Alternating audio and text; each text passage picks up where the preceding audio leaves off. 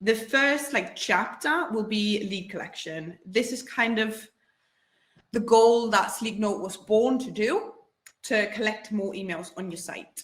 And the first example I've brought for you guys is a competition lead collection, just because we know, and you know this as well, have an incentive for signing up is going to increase your conversion rate. Yep. Just writing exciting news, I'm sure you think it's exciting, but it's not. It's not exciting enough for people to give their email addresses away. So give away something that makes sense for your company. In this case, give away a kimono if you sell kimonos. Don't give away an iPad if you sell kimonos. It doesn't make sense, and there's a chance your leads will be irrelevant. What I've written as well is to focus on your newsletter. So it's a really, really good idea. Like, you enter to the draw, but you also subscribe to a newsletter. Yeah. So they know they're going to get it. And I think by EU law, you really also have to. You do have to, yeah. Let them know what they're subscribing to. Yeah. Another thing is to follow up with an email flow. So make sure you send them a welcome email. Of course, it's not through Sleeknote, but that's just something to keep in mind to then make the most of the subscribers you do get. Yeah. Another use case is doing a giveaway or a content upgrade, or whatever people like to call it, to give something away instantly after the visitors signed up. So this is like a free guide, a free content on something. I want to say I've tried to find as many English examples as I could, but some of them, we just had the most relevant examples in Danish. But in this case, it's a free guide where you can choose on the first page what guides you want. There's 3 different ones. And then on the second step, you can fill out your name, your last name, and your company.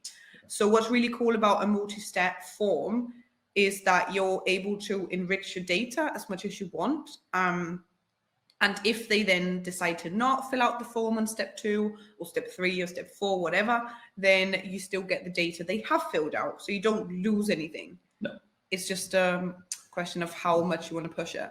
Exactly. And we know that having more than 2 input fields on the first step will dramatically decrease the conversion rate. Yeah. Check. Another brilliant place to collect leads is on your receipt page. You are not going to find buyers or visitors more engaged with your brand than on the receipt page, or your thank you page, or thanks for booking, or whatever. It doesn't have to be e-commerce, but anywhere where there's just a transaction with you that's happened is a really good time to ask for the email address. And again, offer a good incentive, or at least a relevant text. Like this says, thank you for your order, or do you want even more info on the product you just bought, and so forth and so forth. The more targeted you can be to the fact that they've just bought something, the better. And here is an exit intent. So this is your last shot of harvesting either an email address or just some data on your visitors.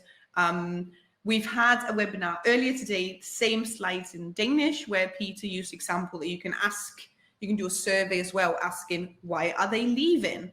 So there's lots of different things you can do on exit intent. In this case, we're trying to keep them on the page, typing in the email, and they'll get a discount code for the offer or the order they had in their basket. So you can have it on your basket, on your checkout flow. You can have it side wide. Consider to target the message or the offer depending on where they are. If they're about to leave checkout, maybe discount is relevant. If they're about to leave a product page, maybe just more inspiration or let's stay in touch is enough. Yeah. And this is a newest sort of way of collecting leads, gamification. We launched last year this spin to win feature. We've got an advent calendar as well and some more gamification games to come. But this spin to win is super effective and it's super simple to set up. You just have this wheel. You can decide how many tiles you want. You can decide what the prices should be, and you also define the winning chances. We recommend you to always make sure everyone's a winner in some way. Otherwise, people might get a bit upset.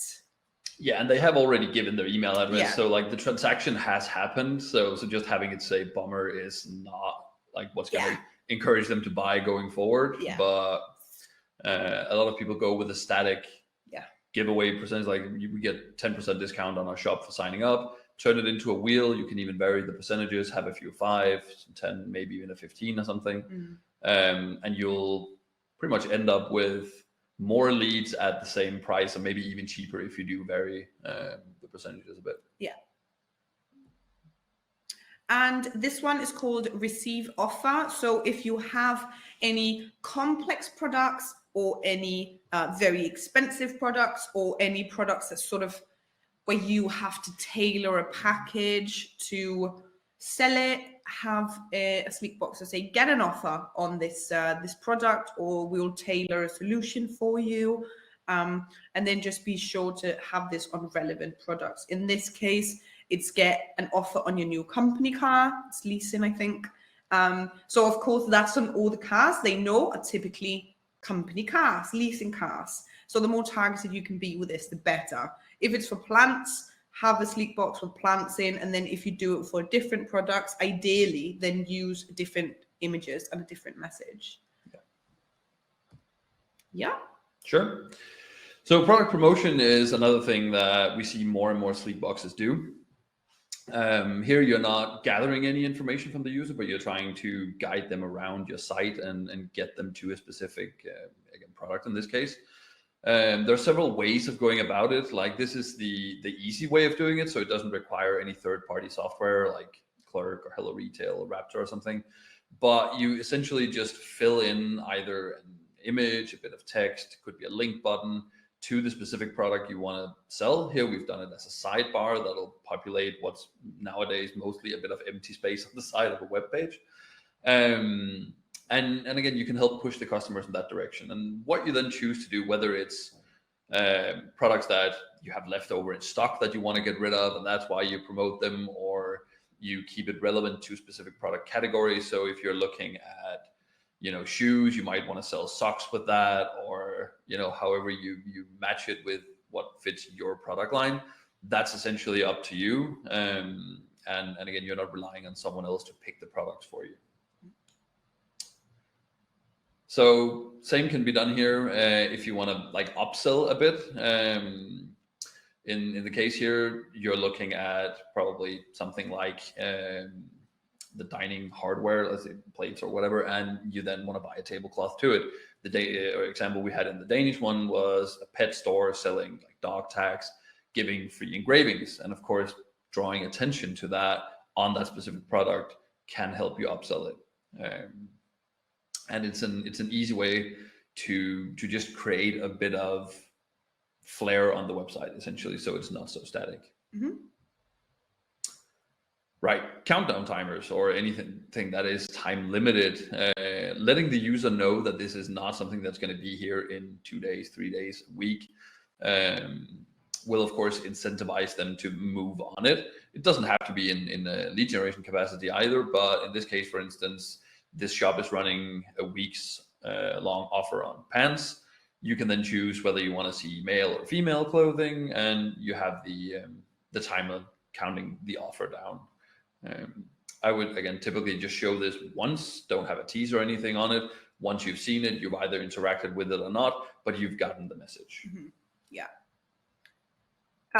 Sorry, another point with this. If it's something that lasts, say, a week or 2 weeks, then you can also consider doing a sleek bar. Yeah. So it's always there. It's an offer that's going on, there's a countdown on, but it's still something that's going on more than just today. Sure. So it could be a more pleasant user experience to have a sidebar if it's something that goes on all of April, for example. For sure, yeah. Finally, video. Video is, of course, a fantastic medium to convey a lot of information in a very short amount of time that would take you ages with text or be a very difficult read. Here at a company called Popups are selling these wood acoustic panels for offices and so forth.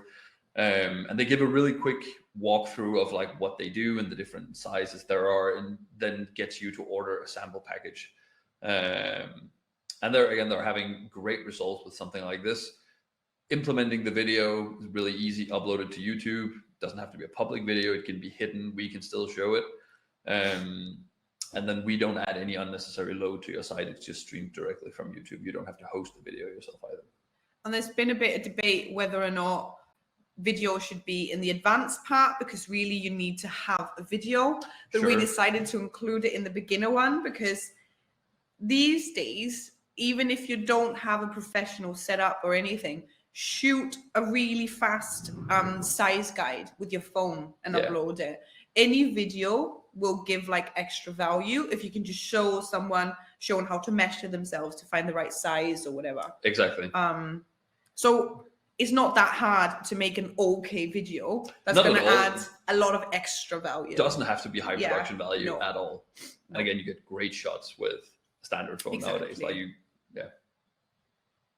let's skip ahead. You want to take this one? So the final chapter of this is customer service. It's meant in a broad way, because customer service is also like just connecting with your visitors on a personal level. Just like the products where you can promote different products, it's just kind of trying to create that vibe you get in a physical store, where a salesperson is going to come to you, show you relevant products based on who you are and where you are. That's really nice in a physical store. So we're going to try and create that vibe on your online store or online site. The first example here is a survey. So just really quick, asking people something about themselves. It could be anything. In this case, it's where they've heard of this company. It's on the receipt page. So it's like, thank you for shopping, as you can see, and then type in, okay, where did you find us? It could also be, why are you leaving? What went wrong? And then just like 2, 3, 4 like predefined options. When it's an exit intent, you want it to be as fast as possible to fill out. You don't want just like a big blank space. Write us a little essay about why you're going. Just like a few, too expensive, didn't like the shipping, changed my mind, done. Yeah, like checkboxes, radio buttons, drop downs are the key elements here. Yeah. Like less input fields and more just mouse clicks. Yeah. And all the data you can like just download in a CSV file and sort it out and have a look and find out why your customers are going, or where they heard about you the first time or whatever. Exactly. There's no need to set up advanced integrations. Not to say that you can't, but like we store the data for you, easy, accessible, create a graph. Yeah, this is geotargeting, and it is a way for you to target your visitors based on where they are based, where they are sitting, where they accessing your site from. You can do it to guide them to a physical store. Look, we actually have a store in your area. Why don't you come and have a look? If you are present at events, maybe if you are doing like a conference or something, let people know in the area that you're there this weekend. But in this case, it can also be to guiding visitors to like the right shop or market page. So if you have a US site, but they enter the EU site, ask them, hey, why don't you head on over to our US site? Sure. The thing about geotargeting is that it's not super precise on mobile. Well, quick explanation, like on mobile, your IP depends on where the data warehouse you're connected to is, or essentially. So if you're on 4G, like it could be somewhere else in the country, but it'll still be in country. Yeah. So you can do it on country base, but for city base, like you are mostly relying on Wi-Fi to be correct. But it's pretty good on desktop, right? It's very good on desktop, yeah. What you could even consider if you want to do a geo-targeted campaign is just to disable it on mobile. If you want to be sure to avoid these kind of blips where someone's like, oh, hey, we're close to you, and then you're not. Yeah. Yeah. Well, that is the technology, yes. You know, this one is letting people know when you are available for support. We always recommend customers to create sleek boxes that promotes your customer service. You can set it to show after 4 or 5 page views. So there's a good indication that maybe the visitor's looking for something. Really good idea to promote your customer service. But it's not nice to be told that you're ready to help when you've gone home for the day. So use our scheduler to schedule 2 campaigns, one inside opening hours and one outside opening hours. So in these 2 examples, the top one that says closed, in the bottom it says, write a phone number here and we'll give you a call when we're back. Opening hours are 1 to 8, Monday to Friday. Yep. So that's a really good touch as well, to just clarify when are you back and when can people expect to hear from you again. And then the other one, of course, just says we'll give you a ring as soon as possible. Yeah, and again, I would probably add an ingoing phone number to that message as well when you are there, so they can just give you a call. Yeah. And don't necessarily have to fill out a form, but giving them the option is sure nice. Yeah, definitely. Right. Just sharing general nice to know information is also really good customer service. If there's anything that you feel like the visitors need to know, anything that would be nice to know as well. So the nice to know is the middle one, the pop-up that says welcome back. Our bars are officially open, and they're like food bars. They're open again. We can't wait to see you. So this was after Corona and the shops reopened. Good to know, not super urgent. So they had this as like a slide in, just letting people know, hey, you can come in and see us. And the top one is we currently only ship to Denmark. So that's obviously, usually they ship to other places, but right now there's issues, so they only shop to Denmark. It could also be like problems with your payment. It could be faster or slower delivery or anything that you would like to communicate to your visitors, but not too aggressively. Yeah, and fast as well. You exactly, can change it. I was just about to say, if you have a problem like, hey, shit, you can't place an order right now, throw up a message. You don't need to get your developers involved. From the minute you press launch on our backend, it'll be less than a minute until it's live, and you can take it down again just as quick. And hopefully save some customer resources, customer service resources. Customer service resources, like not disappointing your customers. Like it's tons of upsides to just being communicative. We had some technical issues with the webinar this morning. Yep. I really wish we could have done a pop-up just saying, look, we're working on it. Stay put. We sorted it in the end. Anyway. Yeah. This last example is promoting your USPs. So anything that makes your visitor feel more comfortable shopping with you, you should definitely tell them about. You should also definitely tell them about it at the right time. So in this case, it's the fact that you can return the product for free if you don't like it after 30 days. Yep. This is on the product itself. So when the visitor's looking at the specific product, that's probably the place where you're going to think, I'm not sure. What if I don't like it? What if it's not the right size? Promote your return policy. Then when you get to the basket, it's probably a good idea to inform them about your deliveries. Will it cost extra money? Will it take really long until they get it? Or are you super quick and it's free? Let them know so they don't get any nasty surprises further on in the checkout flow.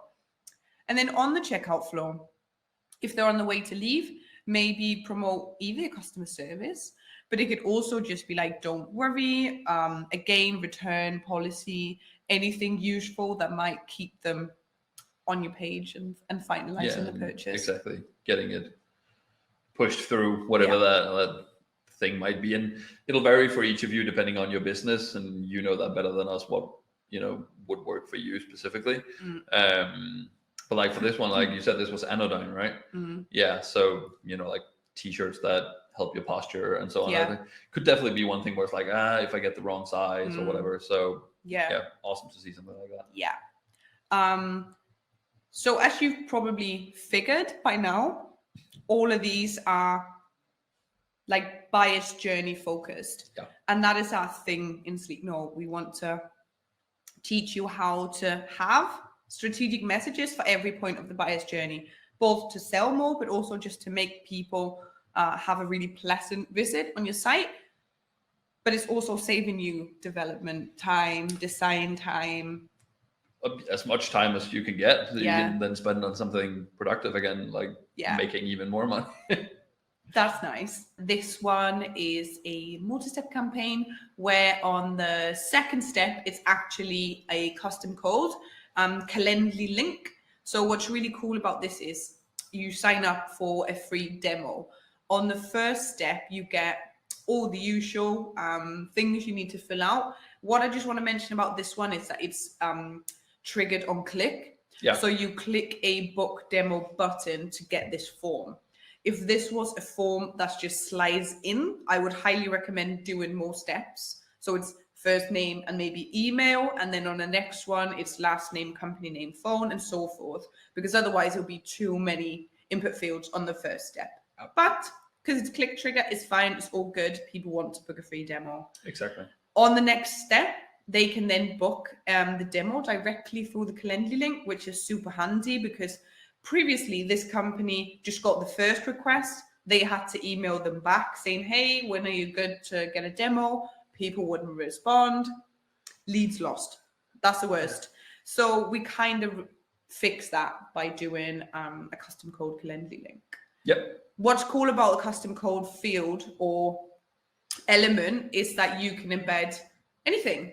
Pretty much anything HTML Yeah. that you have access to. So whether that's Trustpilot widgets or, again, Calendly, HubSpot, whatever booking formula you have, if you have your own form for a specific sign up, and like you currently have one with like a slider for some like insurance, like a price calculator where you can like just slide in, get a price, and that's a really nice visual touch to add. Exactly, something where your developers might already have coded the thing, but you want to use our targeting to hit people at the right time. Yeah, that works really, really well. This is a calendar. I haven't, in a lack of a better name, I've called it a calendar. We launched it in December time, so November, December time, so people could use this like an Advent Christmas calendar with a new Christmas present or prize behind the door every day leading up to Christmas. Yeah. Very, very soon, we're going to open up for all date intervals, so you can decide, is it going to be like a weekend thing or just in this like limited period of time? Or so it's going to open up for like any schedules, basically. Yeah, you just define a date range you want to run, whether that's 5 days, 2 days, or 10 days. Or again, I could definitely see it being like a, hey, we have a birthday, let's use the week up to with like different gifts or something like that. Yeah. We've decided to include it in the advanced section because it's not that hard, it's not that techy, but it takes more work than the other ones. It takes work because you have to define, if you want 25 doors, you have to define the 25 prices, the 25 success steps and everything. Yeah. This one is just to showcase how thinking about what device your visitor's on can really help increase your conversion rate. This is a newsletter collection on desktop. So the one you see that's a white box, that's a pop-up. I think actually it slides in where they say, get lots of these news for free, type in your email address here. But then for mobile users, they promote the app instead. And that's just because when you're on mobile, maybe it makes more sense to download an app. And actually for this particular company, when you have the app, you automatically sign up for the newsletter. Yeah, they push that info to the app or something exactly. like that. Yeah, exactly. So if you have the app, you need to sign into the app with your email address. So it's nice to think about usability depending on the device. Some other use cases could be promoting Instagram on mobile and Facebook on desktop, because if you promote your Instagram on a mobile, it's going to open the app automatically, which is super smooth.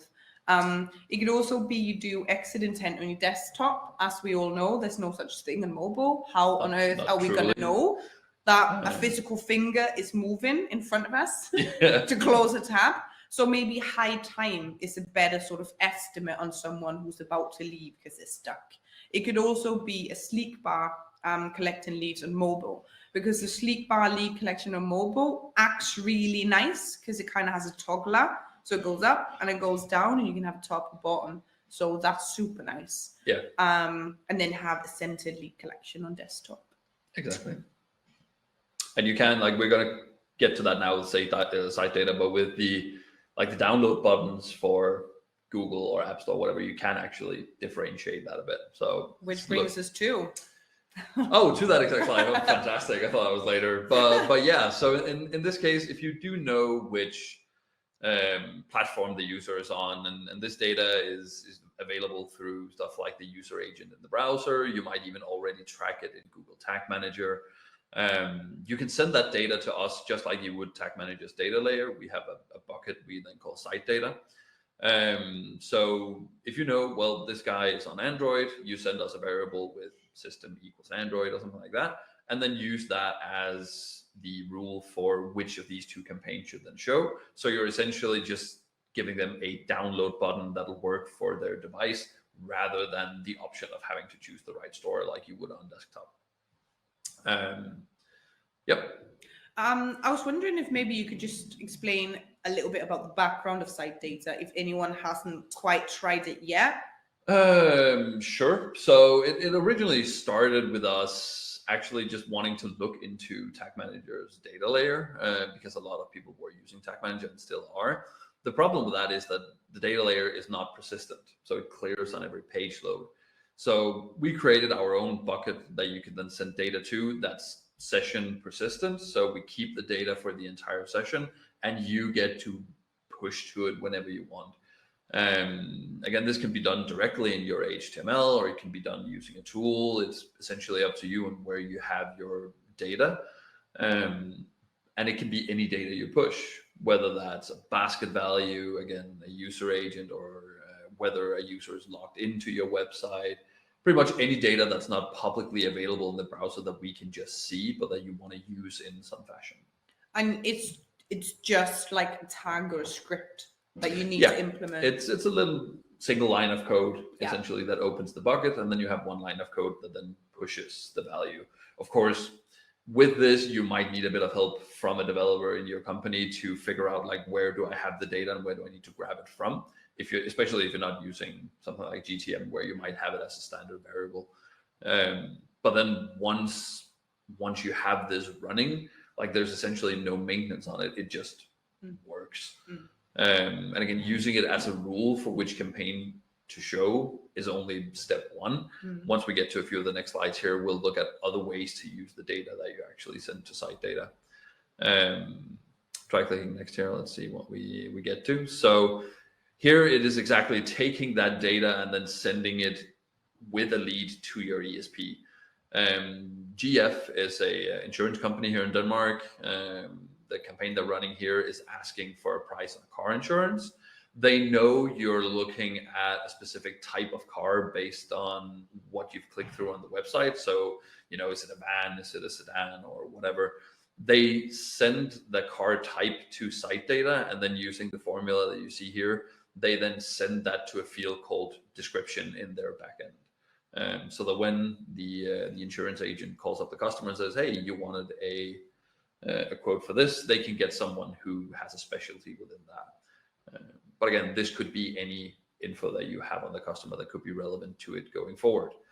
In the case here, the user really wanted the UTM codes that the user came to the site with, if any, to be sent along to ActiveCampaign. So, of course, with UTMs being a query, when you enter a site with a query on, as soon as you click on something and change URL, the query is gone. And there's really no way to get that back.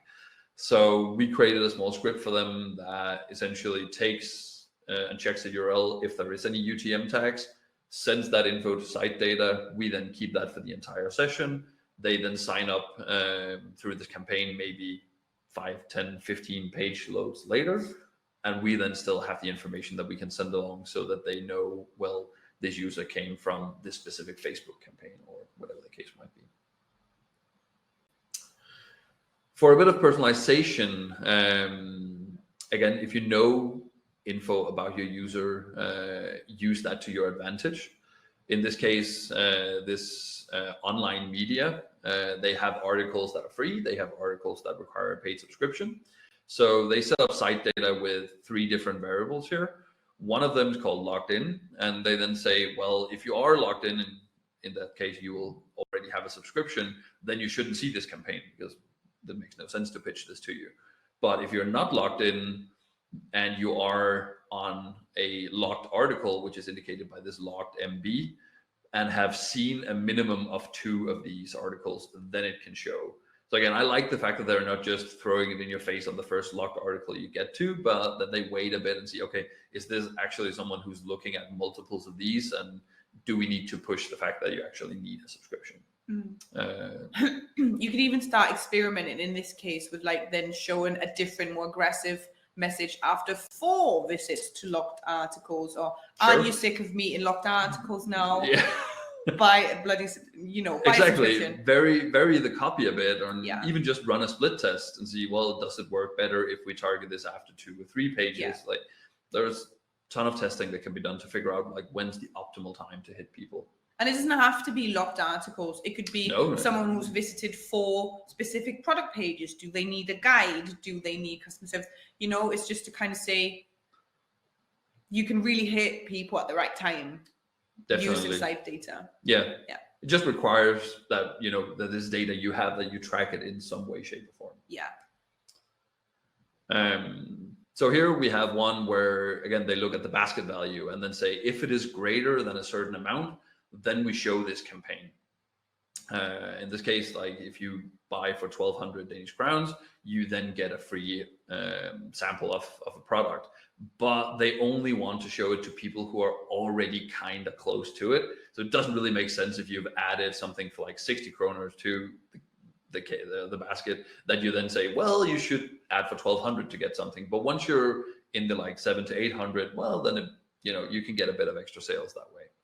If we go to the next one here, you can see again here it's free shipping. Again, free shipping is again a nice nudge to give if you just lag a little bit.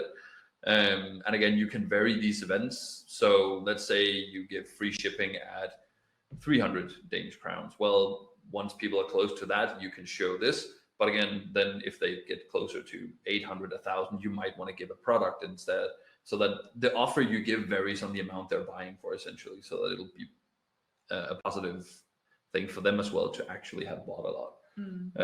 I know we had a wine company a while back who did great with that, where it's like free shipping 1 bottle a case or something like that, depending on the order size. Do the next slide. We've just got a question from Zara. Is there any support for someone inexperienced with GTM? I'm looking at you, Peter. Yeah. Well, we're not Google, but we do have experience in GTM, and we're more than happy to share. We have some guides and essentially templates that you can just copy paste into GTM as well. The thing with using GTM is, of course, that you do have to have the data available in GTM for it to make sense to use for SiteData. If you don't have the data in GTM, you might as well just get your developers to push it directly to us rather than to GTM first and then from there to us. That's just adding an unnecessary level to that equation. But we're more than happy to help, definitely. Our emails are in the end of these slides, so yes, you can get in touch to get some more help. And you can always reach me or my team via phone or chat as well. Yeah. So we're here from 9 to 8 CET.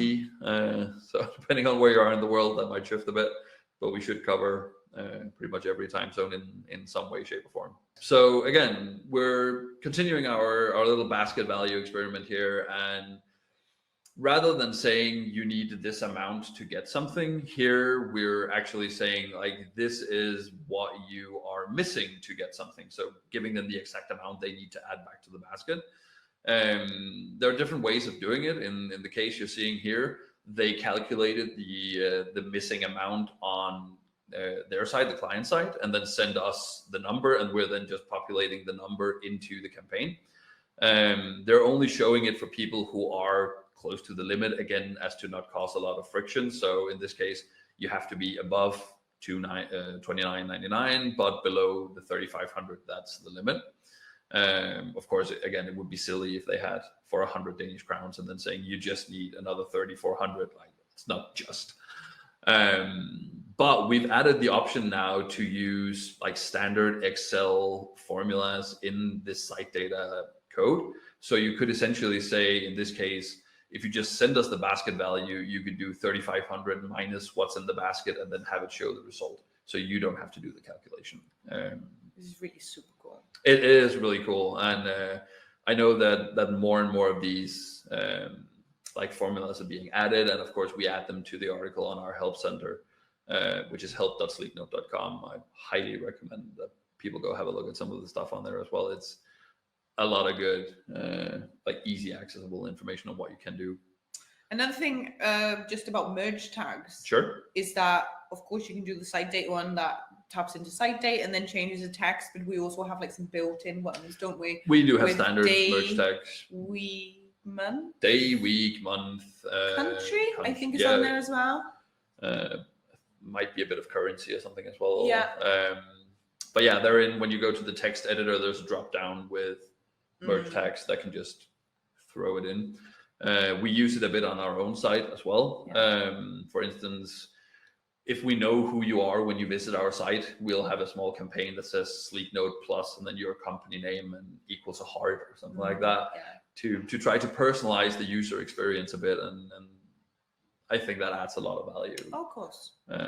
Versus just like hitting everyone with the same campaign. It's like when you want to target, say, people who come from Facebook with specific copy. Rather than just having one standard campaign. Yeah. Right.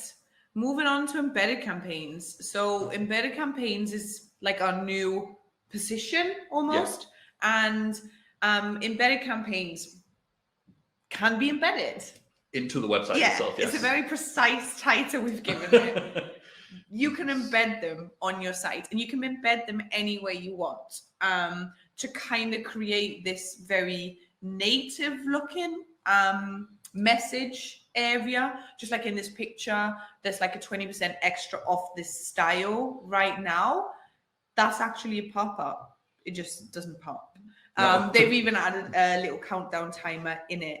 And as you can see, I've just included how the snippet could look like when you want to embed a campaign. When you've designed it and everything, on the next step, you get this little snippet of code that you then need to implement where you want the campaign to show. Yeah, so rather than selecting a trigger, which is what you normally would do, and say show after 10 seconds, you get a piece of code that you then plug into your website, specifically, again, where you want it to show. You can, of course, add to it and give it max height and max width and whatever to fit into your design. But you can also change what the div is called. So by default, we just use the campaign's ID. But let's say you were running a split test on 2 different campaigns and you wanted them to test in the same spot, rather than having to implement 2 lines of code essentially on top of each other, give them the same ID here, and then you just have 1 line of code and it'll populate with the one who has been chosen by the test. Or if you're doing separate targeting. Yeah, because we were talking about that earlier today, that you can have different messages in the same position with embedded. Yep. So you can have your newsletter to people who haven't signed up. You can have start a free trial to people who are on your newsletter. And then you can have a special offer to people who have started a free trial. Yeah. All in the same position, but just targeted differently. Exactly. And to do that, you would usually use something like SiteData to recognize where they are in that journey and then select the proper campaign for that position. So it's all coming together. Full circle. This is in a product feed where it kind of has like shop the look. It looks super native. And again, what we just covered here, consider the buyer's journey, what's relevant here.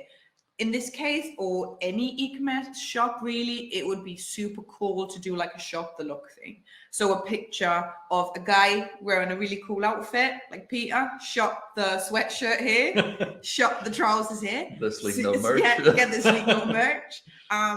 It's again taking that shop assistant feel to the next level by then embedding it. So it's not disrupting like the whole journey of scrolling through product sites and that.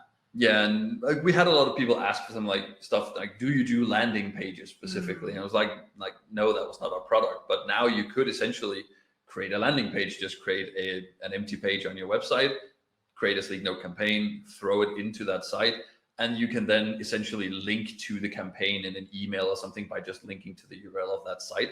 because the campaigns themselves are not pages, so they don't have URLs. And if you link to something and tell your customers, by the way, then you have to fill out this pop-up that appears, like, it can be confusing. But if a form is just there on the site when you come to it, it's easily recognizable that that's what you're supposed to do. Yeah. So yeah, I love this.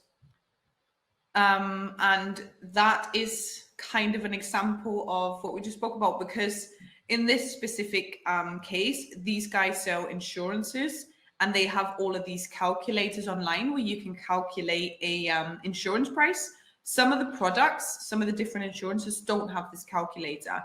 So before we came along, the visitor would come in, have a look at motorbike insurance, unable to find a price, leave the site. Yeah.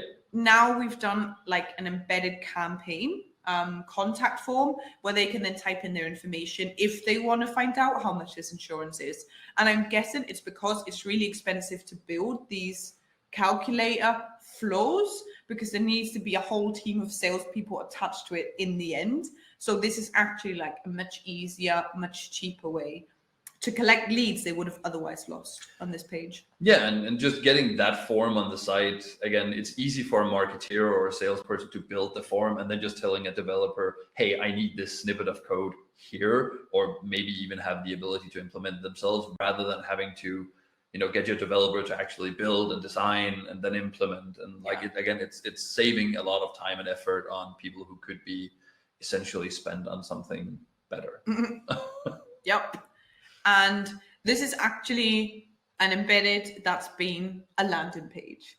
Yeah. So they promote a webinar in this case. Landing page, embedded form, super cool. Yeah. This is a multi-step. Exactly. They implemented multi-step as well. So you can, of course, like throw in the different features with embedding as well, whether that's multi-step or SiteData or something else. Goal tracking. So like when we track data on your campaigns, we of course track what happens in the campaign. So let's say you have a campaign where you're offering a 10% discount code for signing up to your newsletter. To us, a conversion is someone signing up in that campaign. And that's what will tell you that X amount of people out of however many viewed it signed up. But you might want to know, well, I just gave a 10% discount code. How many of the people who got that actually made a purchase? For that, we have the goal tracking. So you can set up different events to track. A URL is one of them, and the most basic one. So if you do have a receipt page or a thank you page, simply just enter the URL of that page, and we'll then track how many visitors land on that page.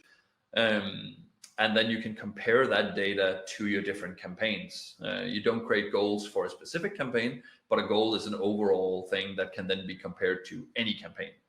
So again, less work for you. If it's not a URL you want to track on, but let's say we want to see how many people click this specific button because we know that that does something, then there is a bit of JavaScript on each goal as well that you can then implement as an on-click event, for instance, on a button, or pretty much however you can figure out you want to run the code, it'll then track a goal. You then go to our analytics page, as you can see here on the right, where it'll then show you for each campaign, well, what's the views to goal conversion rate, the leads to goal. If you hover over these numbers, it'll actually show you how the calculation is made. So if there is any confusion about like, why is this number higher than this number and so forth, it should be like fairly self-explanatory in there. And I think it adds a ton of value to actually know, is the thing I'm doing here like actually converting on the site as well. A lot of you probably use Google Analytics. I know we do. We send events to GA by default as long as you have a GA script on your site. I will preface it by saying it's Google Analytics Universal today. We do have GA4 on the way as well, if some of you have already moved to that. I don't have specific release dates, but keep an eye out on the newsletter. To find the events, as you can see, you go into behavior, events, and then overview, and then there's a category called Sleek Note. Within that, you can then see the different event actions listed on the bottom here, which, depending on what's happening with the campaign, is being shown, is it being clicked in, which type of campaign is it, etc., will give you different events. And within those event labels are then each specific campaign. So you can track, well, this campaign had this many subscriptions, And I know Julie is big into using stuff like enhanced e-commerce, where you can then see your average order value to compare that to, well, everyone who sees the campaign, are they actually spending more than people who don't? So you have hard evidence that this is actually benefiting your business and it's worth the money you're laying down. Yeah,